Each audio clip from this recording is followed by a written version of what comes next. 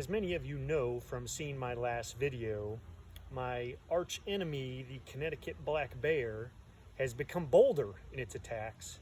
Not only has it knocked over the hive twice, which has made for some fun videos of me getting stung a bunch of times as I try and fix it, but yesterday, or was it yesterday? A couple days ago, there was a black bear that roughly around lunchtime was seen patrolling the area, and thankfully the volume and intensity of my yelling made it go away.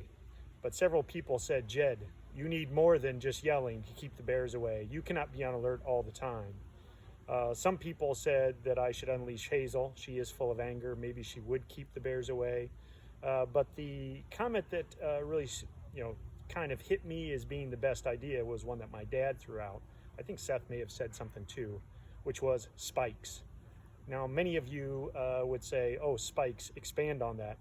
I don't really think it needs to be expanded on. Anyone who grew up in the 80s knows that pretty much every Arnold Schwarzenegger movie involved creating some kind of spike trap anytime there was an enemy around. You got Predator, you got all the Conan the Barbarian movies had some kind of spike, keep people away kind of trap. I went slightly different than that. I went 1980s Flash Gordon. If you remember where he fought Timothy Dalton as Baron Zarkov, I think. His best movie role ever.